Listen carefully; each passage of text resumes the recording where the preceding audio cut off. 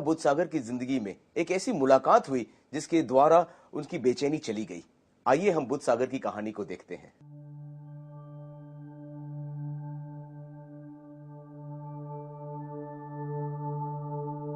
बुद्ध धर्म में शिक्षा हमको दी जाती थी कि कोई भी ईश्वर नहीं है, कोई परमेश्वर नहीं है, कोई गॉड नहीं है। और उसी प्रकार मेरे मन में भी था कि मैं भी किसी गॉड को नहीं मानता था, यहाँ तक कि ईश्वर परमेश्वर गॉड के नाम से मैं चिढ़ता था। अपनी इन्हीं शिक्षाओं के साथ बुद्ध सागर बड़े हुए। अपनी पढ़ाई पूरी करने के लिए जब वो कॉलेज पहुंचे तब वहां उनकी दोस्ती कुछ नए लड़कों से हुई। तो उस ग्रुप को लेकर के मेरे जीवन बहुत खराब हो गया, यहाँ तक मैं नशा करने लग गया, दारू पीता था, चाहे कच्ची पक्की देसी विदेशी जो मिले मैं पीता था, भांग खाता था। मैं जब तक मुझे भांग नहीं मिलेगी तब तक मैं खाना नहीं खाता था। नशा छोड़ने के लिए कोशिश भी की, लेकिन 10 दिन के लिए छूट जाता था, 15 दिन के लिए छूट जाता था, और ज़्यादा 20 दिन के लिए, इससे ज़्यादा नहीं छूटता था। कॉलेज की पढ़ाई करने के बाद भी ये बुरी आदतें उनके जीवन में बनी रहीं। इसी दौरान बुद्ध सागर अपनी नानी से मिलने चले गए और वहां जाकर वो अपने ममेरे भाई के स्कूल में पढ़ाने लगे।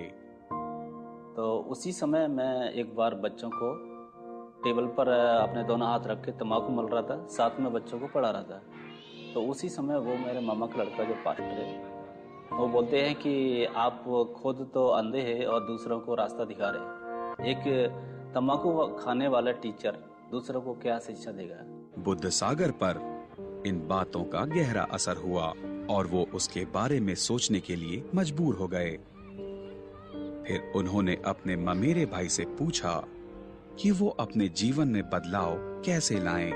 तब उन्होंने कहा कि एक है जो आपके जीवन को बदल सकता है और आपके जीवन को बना भी सकता है। तो मैंने बोला वो कौन है?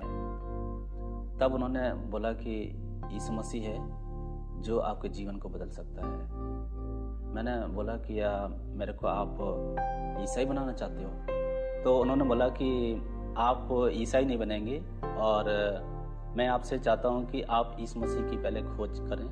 ये बात मेरे को बहुत अच्छी लगी और उसी बात को लेकर के मैं उसी दिन से यीशु मसीह की खोज करने लगा है। जैसे जैसे बुद्ध सागर बाइबल पढ़ते गए, उन्हें अपने ममेरे भाई की बातों पर विश्वास होने लगा।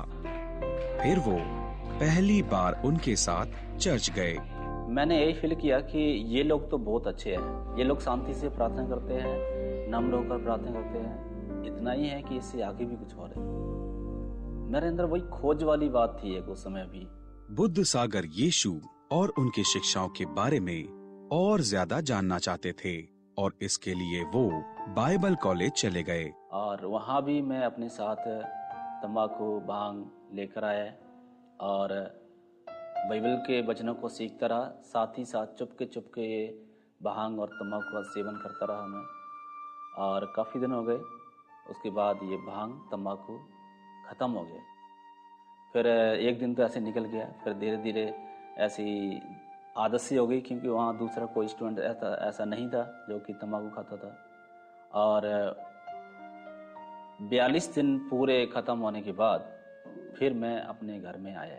बुद्ध अपने जीवन में आए परिवर्तन से हैरान थे और एक रात जब वो अपने बिस्तर पर लेटे सोच रहे थे तो मैं सोचने लगा कि ऐसा क्यों हुआ।